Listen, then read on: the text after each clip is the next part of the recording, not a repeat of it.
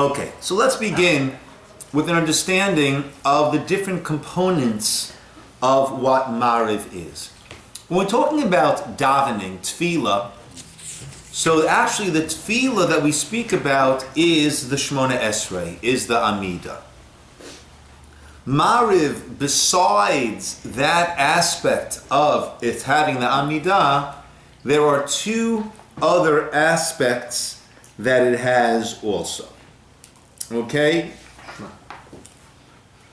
There is the mitzvah of Kriyat Shema, and there are the brachot, the blessings that accompany the Kriyat Shema.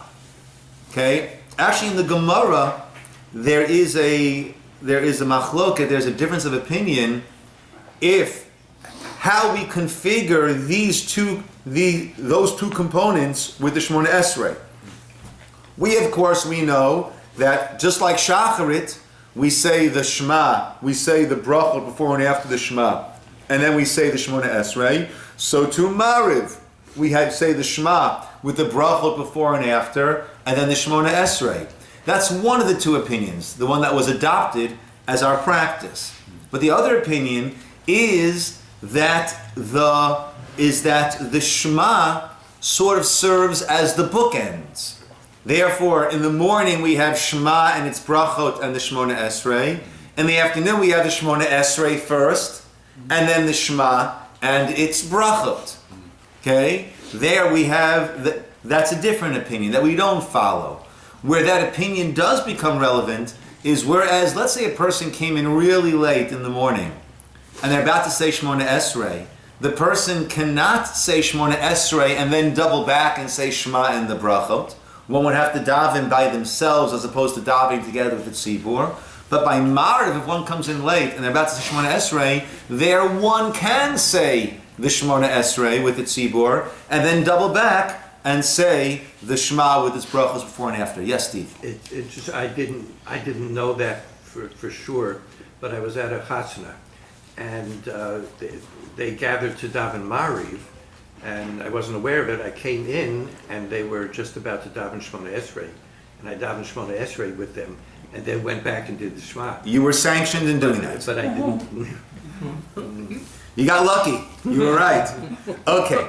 So let's look at the first sheet that we have, page 1 there. And there we're going to go through two Mishnayot. First we're going to deal with these additional aspects that have gotten joined up with Maariv. Okay, so the very first Mishnah in Brachot begins, Me'ematai korin et Shema ba'arvin. From when must we read the Shema in the evening? And the Mishnah answers, Misha'a she'akohanim nichnasim le'achol b'trumatan. From the time that the Kohanim go in to eat their truma. This is referring to a Kohen who became ritually impure. He became tameh. Once he's ritually impure, he is now not allowed to eat the truma until he goes through the purification process and then goes to the mikvah. And then that evening, after the stars come out that evening, that is when he is able to eat the truma. And that is the start time for us to say the Shema.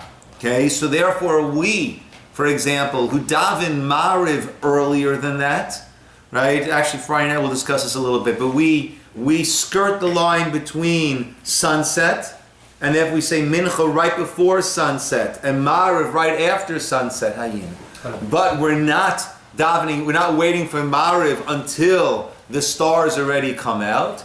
So therefore we need to repeat our Shema in the evening. All three parshiot, all three paragraphs of the Shema needs to be repeated in the evening.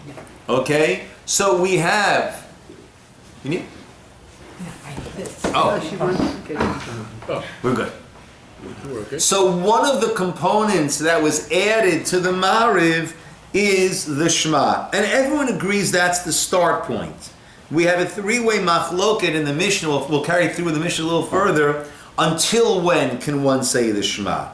Ad sof Ashmur Rishon, until the end of the fourth hour. The fourth hour of the night, we'll call that. According to Rabbi Eliezer, Chacham say until Chatzot, until midnight. Rabbi Gamliel says the Shema can be said until the morning light starts to go up, which is about 72 minutes prior to the actual sunrise. Right now, sunrise is, I would guess, about 6:40 or so, right? So go back to 6:40, 5:40, about 5:30. So if a person forgot to say the Shema, woke up, and it's not yet 5:30, one would say the Shema then. Famous story the Mishnah tells that Rabbi Gamliel, who said until Amud HaShachar, now he was, the Rabbanan said only until midnight. His children came back from a party. They said, we have not yet the Shema, said the Shema. He said to them, Lo ala Amud HaShachar, if the morning sun is not yet risen, not actually the sun, but it means the sunlight, you need to read the Shema. Meaning the Chachamim who said until midnight was not actually saying that that's the cutoff point, but they wanted to keep you away from the danger zones. They also agree it can be said until later. Okay, so that is component number 1 that was added to our Maariv davening. On that same page, if you go down to the bottom part of that page, underneath the thick black line, we have another Mishnah that is on Daf Yud Aleph on page Daf 11. Again, it's all in brachos.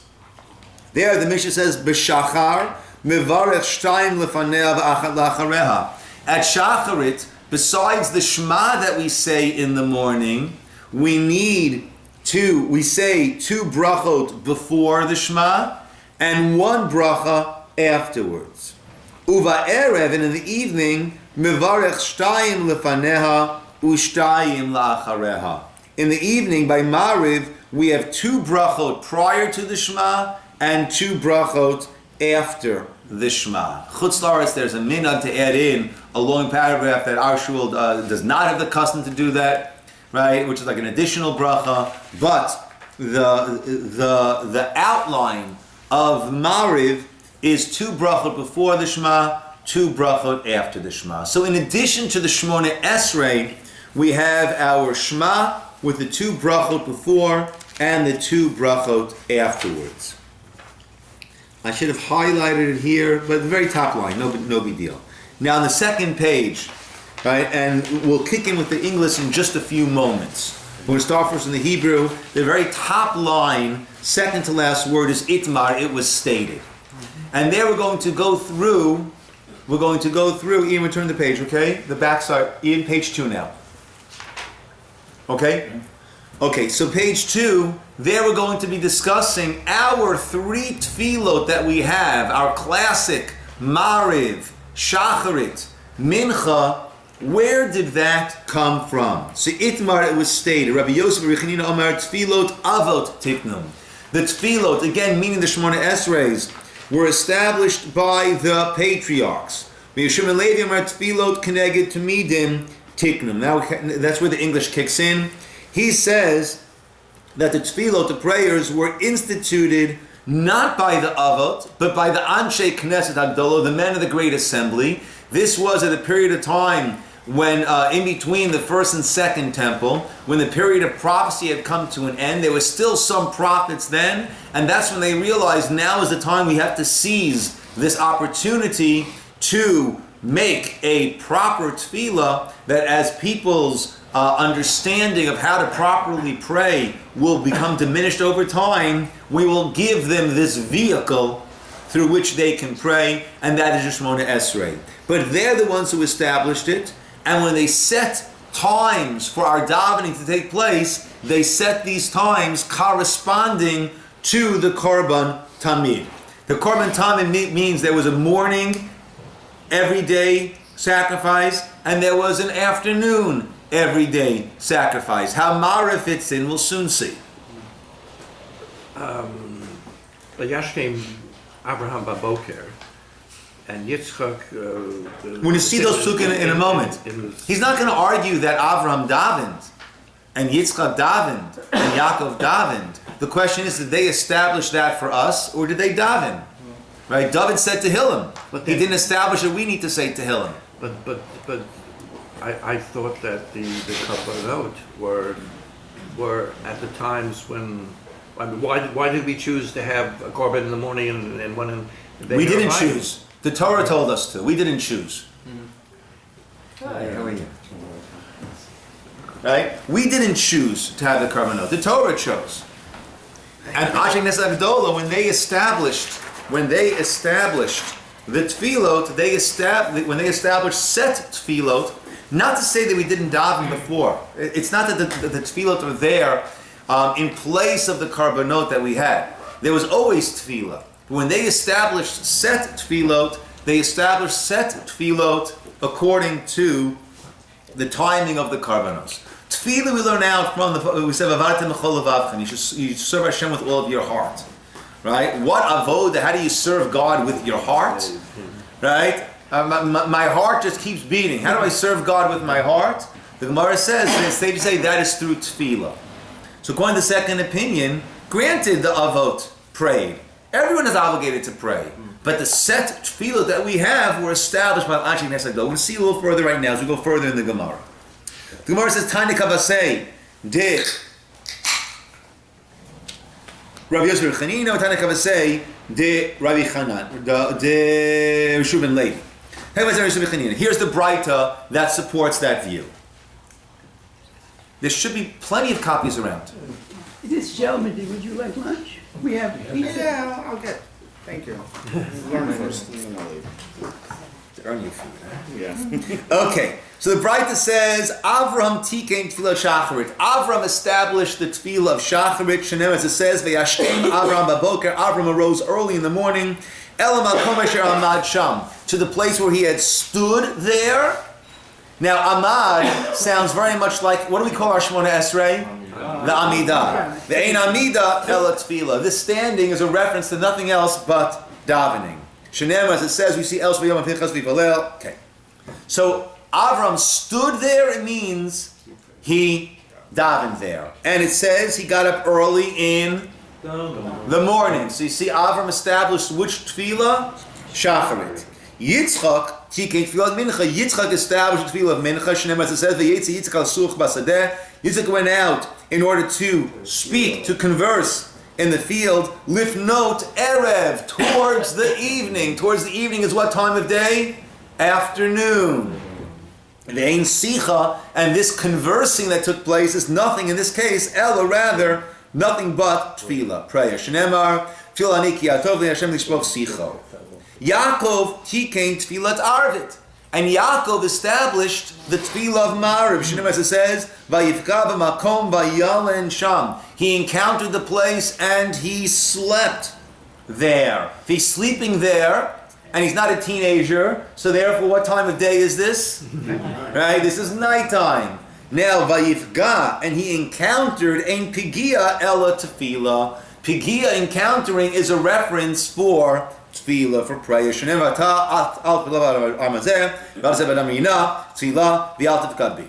Okay, so that Braita, that Tanoic teaching clearly supports the opinion, the first opinion, that these tefillot were established by Abraham, Yitzchak, and Yaakov. The Tanya Kavasei, Rishuv ben Levi. You also have a Braita in accordance with the view of Rishuv ben Levi, who said that the tefillot were established by the Anshe Knesset Hagdola, by the men of the Great Assembly, and they established it in accordance with the Karbanot. He said, one opinion said Shacharit could be davened until midday. Why is that? Because the Chachamim, the rabbis hold that the morning sacrifice can be brought until noon. Rabbi Yehuda argued and said, no, you can only daven Shacharit ad arba sha'ot, the first 4 hours of the day. Why? Because he says, he says that they had to bring the morning sacrifice within the first 4 hours. So you see clearly that the opinions in the Mishnah about davening Shacharit are aligned with the opinions of how long one can bring the morning sacrifice. Why do they say that Mincha can be davened, according to the rabbis and the Rabbanan, until the evening? Because they say the afternoon daily sacrifice could have been brought until the evening. Rabbi Huda says no. He says ad plag ha-mincha. He says you could only bring daven mincha until plag mincha, which we'll say is an hour and a quarter before sunset. Why is that? Shari tamid shel bein abayim karav holech ad plag ha-mincha. Because he says that the afternoon daily sacrifice could only be brought until this time period of plag ha-mincha, which again is 1.25 hours before sunset. Now we're talking hours, keep in mind, we're not necessarily talking 60-minute hours. We're talking about 1/12 of the daylight. So at certain points, that's 12 hours. In the winter, right, we have about 10 hours of daylight. So therefore 4 hours is actually 4/12, right? If you have 10 hours of daylight, that's 600 minutes of daylight, divided by 12 is 50 minutes. So 4 hours is not, normally 4 hours is 240 minutes, it's 4 times 50, it's 200 minutes. So you've got about 3 hours and 20 minutes on our clock. In the summer, where we have about 14 hours of daylight, 14 times 60 comes out to 840 minutes. Divide that by 12, you have 70-minute hours, halachic hours. So there, 4 hours is not 240, it's 280. They just have minutes. to warm their iPhones Huh? appropriately, right? Actually, yes. Actually, I've got a fantastic app, Right. right? A free app, Sure, you got it. right? Is that Called what you CalJ. And there it lists every day from multiple cities, sunrise, latest Shema, latest this. Right, a wonderful, wonderful app that I have. Okay. Put it in the newsletter. Yeah. Yeah. So that is the Maariv that we have is a combination of, oh, I'm sorry, we have to go one step further. We didn't get to Maariv yet. In the Mishnah we said that Maariv does not have a set time, meaning it can be davened the entire night. Why is that? Sharei Evarim Upidarim Shelo Nit'achu Mive'erev Kravim V'Holchim Kol Halayla. Because those parts of the sacrifices that were not consumed on the altar by the afternoon, they would continue to burn the entire night. Therefore, our Maariv goes the entire night. So with that, we have our structure of our Maariv. We had the very first Mishnah which spoke about saying Shema at night. We had the second Mishnah which spoke about having 2 brachot before the Shema, 2 brachot after the Shema. And then we had this Gemara and the accompanying Braitot where we see that these 3 tefillot were established, including Maariv. So Maariv was either established by who? Okay, the second opinion was the Anshe Knesset Agdola. They established that in accordance with the remains of the Karbanot that was still burning at night. Or, other opinion was, it was established by Jacob, by Yaakov Avinu. Okay, now, why is Maariv different than other davening? We know that, well, we've all heard, or perhaps we've heard, this idea of Maariv being voluntary, right? So how do we understand that? And we certainly see that Maariv structurally is different than Shacharit and Mincha, because whereas Shacharit and Mincha, we have a repetition of the Amidah, by Maariv we don't have a repetition of the Amidah. And we get a little later we get a better understanding of why we have the repetition, that we'll understand why we have it there and why we don't have it by Maariv. Yes, Steve? If it comes up, Magen Avos, Friday night. It's not going to come up. We'll discuss it afterwards. Oh, Right? That's a quasi repetition. That's correct. Okay. Does it have anything to do with the fact the chakras is in the early morning and people getting started? And Mincha is more towards the evening when people are winding down. And Maariv is sort of in the middle and, it's still... It's the opposite. I'm sorry, I'm saying it backwards, sorry, I understand. Right. Mincha Maariv. You gotta Mincha see. is in the afternoon, the other Maariv is in the evening. Right. And so maybe it has something to do with the fact that there's still day left in Mincha. There's still day, you're still working, you're still doing all sorts of things. Right. And Maariv, you wind it down, you're gonna go home and be with the family and go to sleep or whatever. Yeah, but actually, Chai Rivka, what we say is that these are three important times. When we start the day with vigor, we need to start the day with tefillah. And in the middle of the day, we need to take that time out, that priority check, and daven mincha. And then at the end of the day, as we're winding down, we also need to be connecting to Hashem. So that's not really a reason why one is less important. Actually, No, not less important, but it's it's three different junctures. It doesn't have all the same components, you should say. Mm-hmm. So people are tired already at that point. Yeah. In the afternoon? No, but Maariv is at nighttime. Mincha. Isn't that what we're talking about? No, we're discussing Maariv. Oh God, I always get, they both start with it, man. Never mind.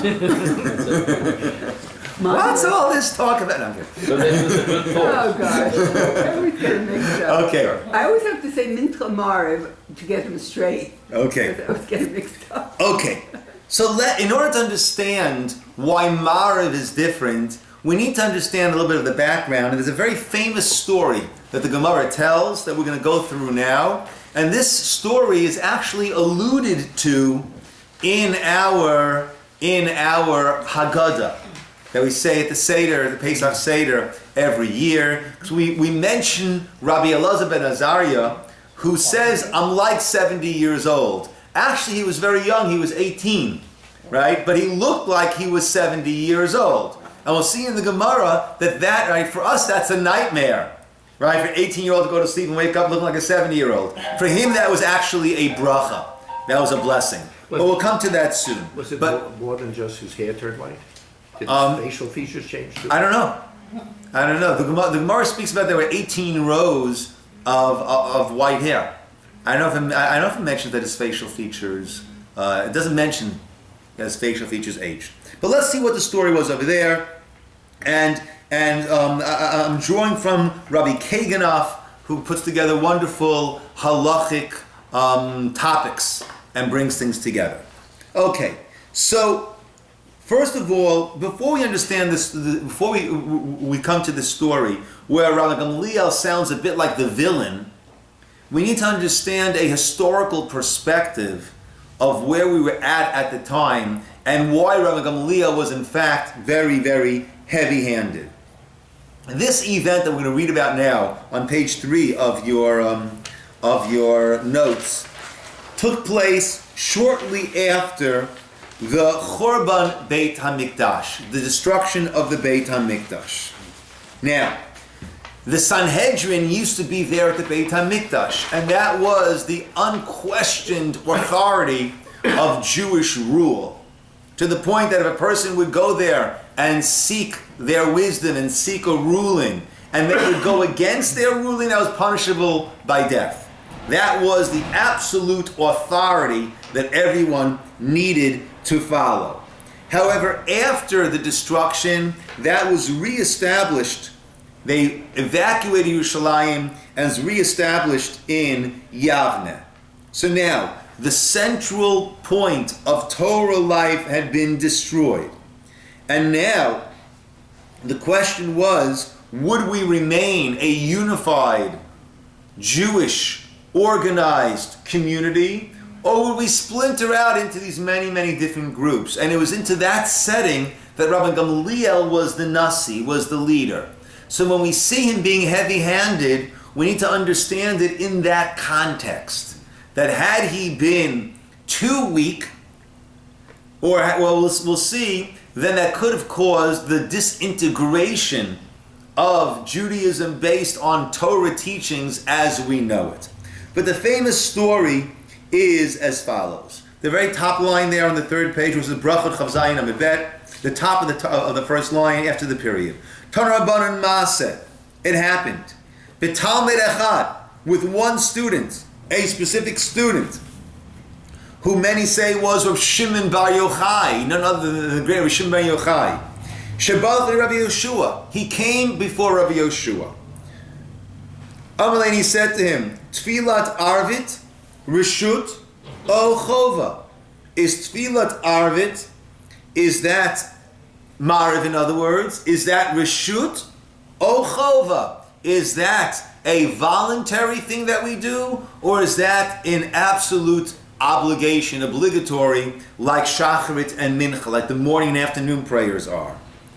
Amalei Rishut. Rabbi Yeshua answered according to his understanding and said that it is Rishut. It's voluntary. Balak made Rabbi Gamliel. He then came before Rabbi Gamliel. Amalei, and he said to him, Tfilat Arvit Rishut Ochova, what is Maariv? Is it voluntary or is it obligatory? Amalei Chova. He responded, it's obligatory. Amalei said to V'halo Rabbi Yeshua, Amalei Rishut. But Rabbi Yeshua told me that it is Rishut, that it's voluntary. Amar lo. Rabbi Gamliel said to the student, Hamtein, wait. Achi kansu bale trace, and until our Talmidei Chacham, our sages, literally our warriors, our word warriors will enter the Beit HaMedrash. They'll enter the Beit HaMedrash. Kishenichnasu bale trace, and when they entered, Amar Hashol v'sha'al. The questioner stood up and repeated his question. Tfilat Arvit Rishut Ochova. Is Maariv Rishut voluntary, Ochova, or obligatory? Amalei Rabbi Gamliel said, Chova. He answered, it's obligatory. Amalei Rabbi Gamliel Chachamim. At that point, Rabbi Gamliel turned to the other sages and said, Klum yesh adam shecholek b'davar zeh? Anyone disagree? Any dissent from the crowd? Any disagreement? Amalei Rabbi Yeshua said, Lav, no disagreement. So Rabbi Yeshua was now bowing to the authority of Rabbi Gamliel. Amalei, v'halo mishimcha amru li rishut. He said that, but Rabbi Gamliel said, I heard in your name that you told people that it is Rishut. Amalei, and he said to him, Yehoshua. He didn't say Rabbi Yehoshua, Rabbi Yehoshua. He said, Yehoshua, Josh, Amod al Raglecha, stand up. V'ya'idu bach, and let them testify against you that you ruled against my ruling. Yeshua stood up and said, If I was alive and the person who reported about me was dead, so then perhaps I could try to escape from this. I'm alive, he's alive, how can the live person contradict another live person? What did Gamliel do? Rabbi Gamliel heard that, and then he continued giving his shir, basically ignoring Rabbi Yeshua. For Rabbi Yeshua omeid al raglav, and he left Rabbi Yeshua standing there on his feet. There was no, you may be seated, dismissed. He left him there, standing there, awkwardly, embarrassedly, as he carried on with the shir. Until all the people that were assembled there got so upset with Rabbi Gamliel, they said, Amod, the Amad. The way it used to work in the time of the Gemara, before they had a PA system, was how does one person give a shir to hundreds of people over there? So you had someone who had a very loud voice. And the Rebbe would say, our top story tonight, and then he'd say, our top story tonight, Randy will sound nightlife fans, whatever, right? That's what the Torgamon would do. So they told this Torgamon, Amod, stop. Basically, they pulled the plug on the PA system. The Amad. And he stopped. And the people got together and they said, Amri, ad kamen etzari v'nezel. Until when? How much will we allow him, Rabbi Gamliel, to cause this anguish to Rabbi Yeshua about Rabbi Yeshua's dissenting opinions? Eshtakei tzarei v'bechorot, b'masad Rabbi Tzadok. Last year, B'Rosh Hashanah, Eshtakei tzarei.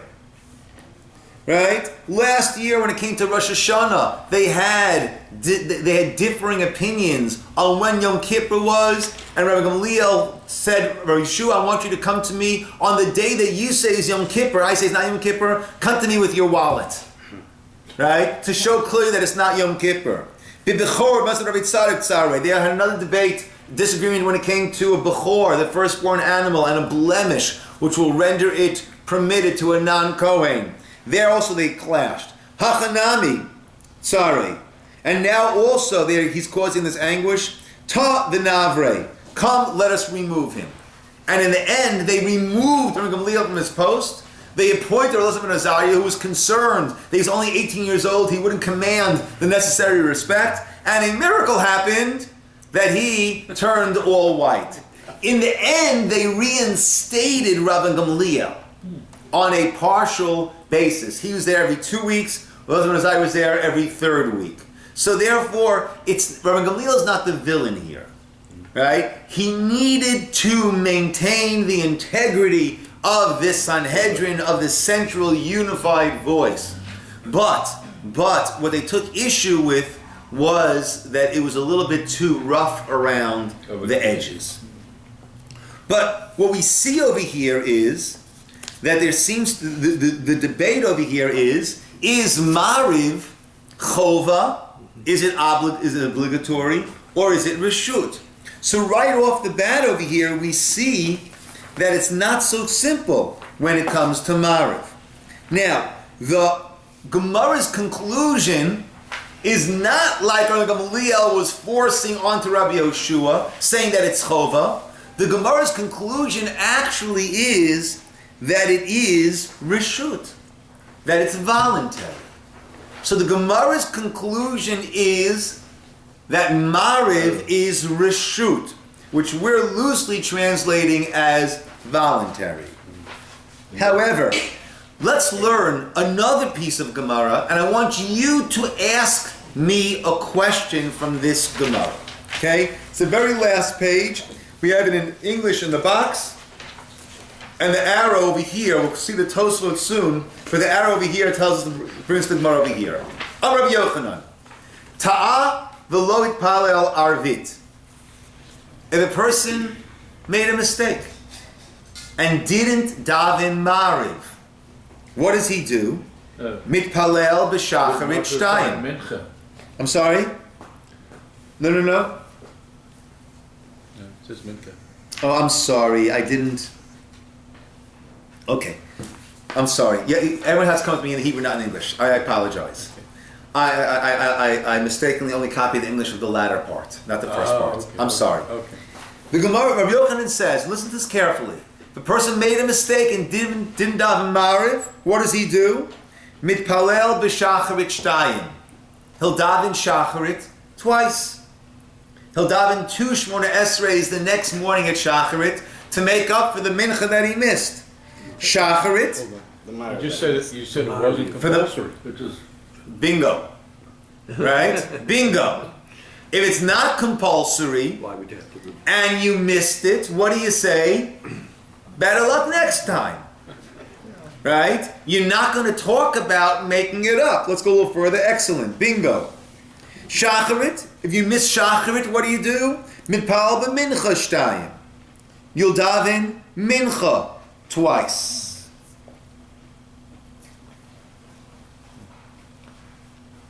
Okay. Right? So then the Gemara asks, we have 2 lines down, the Gemara then asks about, how about if you missed mincha? So we know if you missed Maariv, daven shacharit twice. You missed shacharit, daven mincha twice. Why is there a question if you missed mincha? What, can you daven Maariv twice or not? Because the first 2 are within the same day. Exactly. Right? Maariv, you missed Maariv, daven shacharit twice, it's the same day. You missed shacharit, daven mincha twice, it's the same day. You missed mincha, the day is over. And we've seen that on one aspect, the tefillot are linked to the karbanot, to the sacrifices. Right? So therefore, once a day has passed, you can no longer bring that sacrifice. So that's a reason to say if you missed mincha, you can't daven Maariv twice. On the other hand, Tefillot is asking God for compassion. So therefore, if you missed that, you can make it up the next one. Whether it's Shacharit, whether it's Maariv to Shacharit, Shacharit to Mincha, or even Mincha to Maariv. The Gemara's conclusion is that if you missed Mincha, you can daven Maariv twice. But, as Stu pointed out, if you told me that that Maariv is Reshut, and you're translating Reshut to mean voluntary, then why are you telling me if you missed Maariv, you're davening Shacharit twice? Right? If you missed it, it was voluntary. You got it, kol hakavod. All the power to you. You missed it, God willing, you'll see another night. And that's when you'll daven your Maariv. That is Tosfot's question. Let's take a look, everybody, where the second arrow is on that same page, where the arrow on the outside there. Ta'ah. Person made a mistake. V'lo yitpalel arvit. Did not daven Maariv. Mitpalel b'shacharit shtayim. He'll daven shacharit twice. V'im tomar. Tos was asked. V'amar Rav l'kaman. The Gemara said later on, Tfilat arvit reshut. The Gemara's conclusion is that Maariv is voluntary. The kaimal and kavatei b'isurei, and we rule like Rav when it comes to such halachic matters. Right? He asked another question. Va'od kasha. We say another difficulty is we say later on. Ta'av l'pal yalav yava b'layla ein machzirin oto mishum de'ein mekashin dechodesh b'layla. There we say if you omitted yalav yavo at night, you don't have to repeat your Shmona Esrei. Right? Now, of course, you don't have to repeat your Shmona Esrei.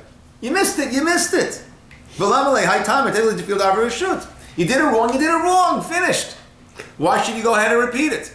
But that's because it was said because Rosh Chodesh was declared. Exactly. But how can we discuss if you have to repeat if you don't even have to daven it? Oh, okay. That's the idea. If you don't have to daven, then how can we discuss do you have to repeat or not? V'yesh Shlomo Tosfos answers. Had amrina the tefillat arvit reshut hainu legabi mitzvah acheret v'hi overet. Tosfot says that we say that Maariv is reshut does not mean it's optional. It means it's less obligatory than other requirements. And therefore, if there's another mitzvah, if it's a choice of another mitzvah and Maariv, and there's not enough time to do both, it's one or the other, then Maariv will be pushed aside. But if it's not vying with another mitzvah, then one is obligated to say Maariv.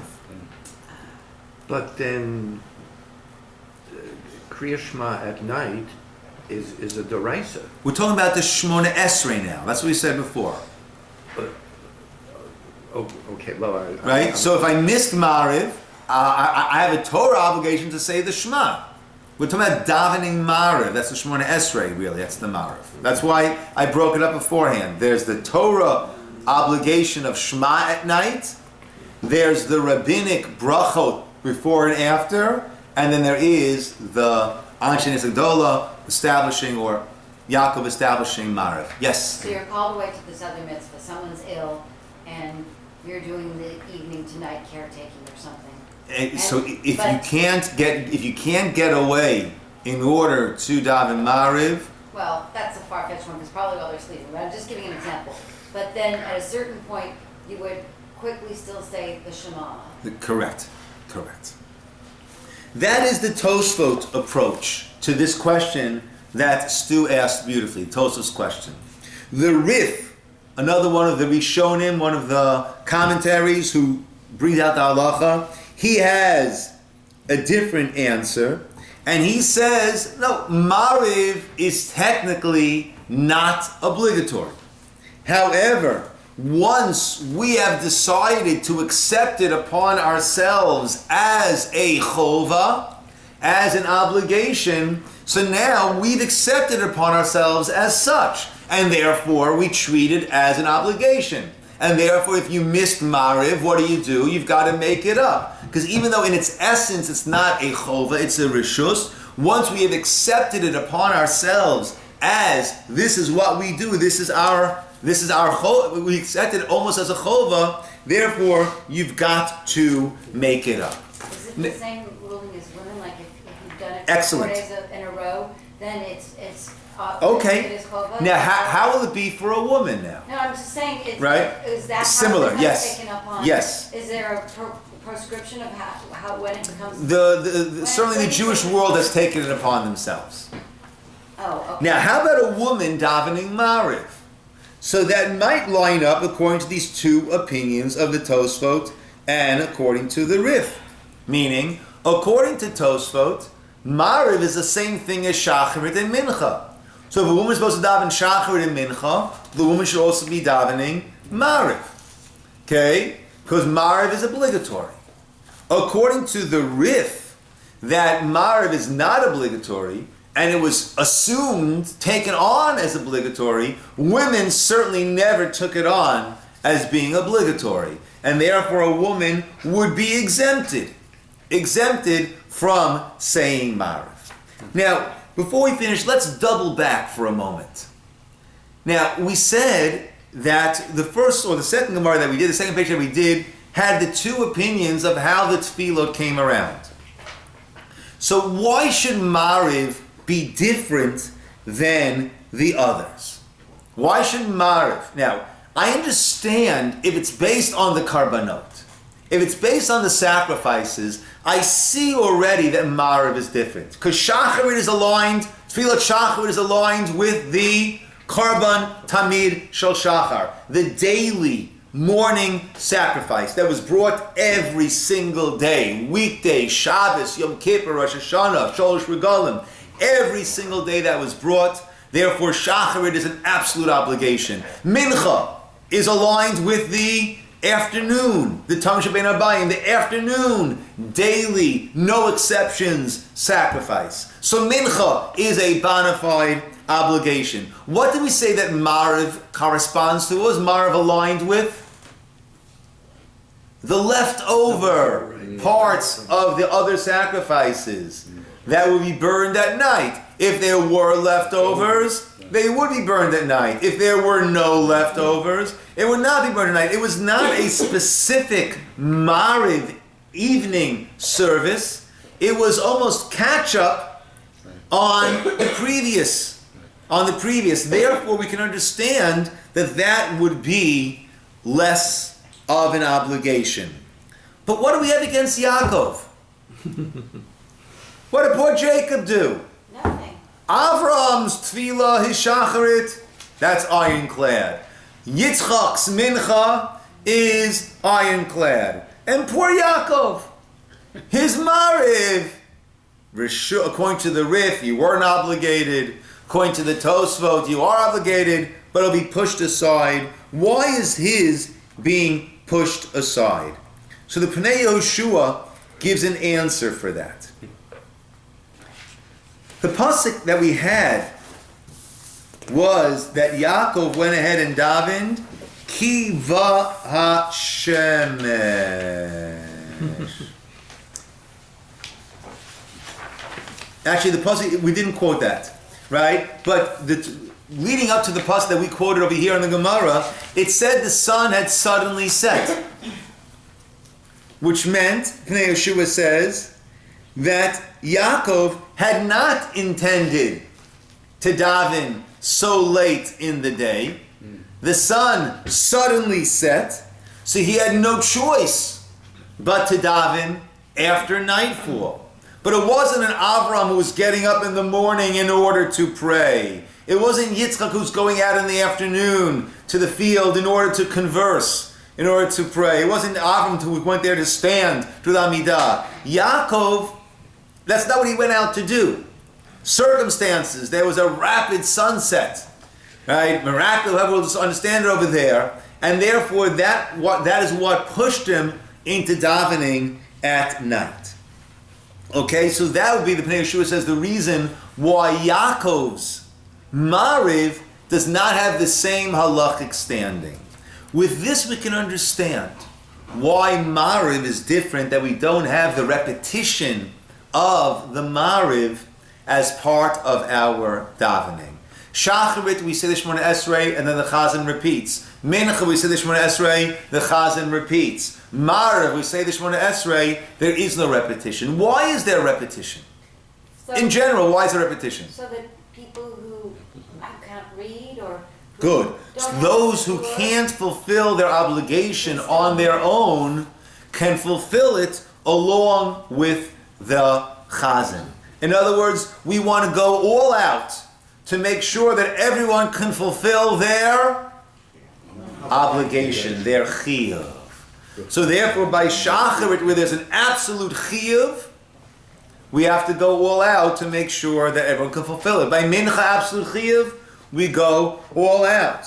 However, by Maariv, since that is Rish, now there's always a give and take, right? In other words, so we want everyone, we go all out so everyone can fulfill at the expense of davening taking that much longer, and everyone who has already fulfilled their obligation, Gets a double dose. answering amen, not to minimize the importance of answering amen, but it's not really a necessary part of our avoda. Oh, granted, we have the kedusha, but there are ways we can do the kedusha also without, right? So therefore, we expanded it. Chazal, the sages expanded it in order to make sure that we cover everyone. But therefore, we can understand by Maariv, where it is rishut, whether we're following Tosfot that it actually is rishut, it's less obligatory, or according to it's obligatory, but in the case of a clash we push aside, or according to the Rif that it really is rishut, we just took it upon ourselves. So therefore, perhaps to show that it's different, they didn't institute the repetition, and there is not this pressing need to go all out to make sure that you have this repetition. That is why the Chazal were less concerned that those would not fulfill their responsibility, and therefore they did not institute the repetition. Yes? Brings up a parenthetical, but not too far parenthetical. So, if someone were in that situation where they couldn't have read Shemona Esrei on their own, and they were praying along and hearing the Chazan, since they didn't pray on their own, can they still, maybe because they've heard Chazan say it so much, can they still recite Kedusha, or since they haven't done it themselves, they can't? I understand in which case. In other words, I thought you can't do Kedusha unless you've done your own. Unless there's a minion. Right, but unless it's a minion, and also you did Shemona Esrei first yourself, yes? No. No. No, you don't. If you walk into a shul, you haven't davened, and there's a minion that's saying Kedusha, you say Kedusha. Yeah. Your saying Kedusha is not dependent upon your having said the Shemona Esrei already. So you don't already have to have spoken to God to do it collectively? You don't have to have daven Shemona Esrei in order to say Kedusha. Okay. Yeah. Yeah, Yeah. the repetition, if you say it twice, which parts do you say twice? Oh, if you're the Chazan? No, if you're an individual who missed Shachri Oh, or Mincha. okay, excellent point, Ian. So let's say you miss Shachri, Davi Mincha, so you would say, not you, but theoretically speaking, so one would say Ashrei, say the Shemona Esrei along with the Tzibur, right? Basically, after davening, he would repeat the Shemona Esrei. You don't want to say your two right back to back, because then you miss, then not you, but then a person will miss Kedusha and all other things. So basically, you'd want to go through, right? By Mincha, you'd want to go through, and at the end of Mincha, you'd say your second Shemona Esrei. Okay? By Maariv, at the end of there, you would say a second Shemona Esrei. I think actually you should actually say an Ashrei and then a Shemona Esrei that is coming. It's not just out of the clear blue, but it's following that, right? And Shachrit, you would wait till after actually Kedusha, Balatzion, all those things, and then you'd say Ashrei and a second Shemona Esrei. Okay, so basically, while you're still involved in the davening, that's when you can add on the second Shemona Esrei. Okay, ladies and gentlemen. Yeshikoach, once again, thank you. And the learning was thank you the sponsorship from Stu and Lim, and the learning was Le'iloi Nishmas, in the memory and in the zechut and the merit of, what was Lynn's mother's name? Marilyn Simon. Simon. Okay. Thank you. Yeshikoach, everybody. Good to see you. Thank you. How are you? Good Baruch Hashem. Thanks for joining us. Yeah, I was in the neighborhood. Great, always a treat. Rabbi, when do you leave? I'm sorry. When do you leave? I'm leaving on a red eye Sunday night after the dinner. Oh my goodness. Yeah. Heading to It's a fun. big, Where are you headed? I'm heading to Florida for, do we turn? I'm heading to Florida for a conference, and then spend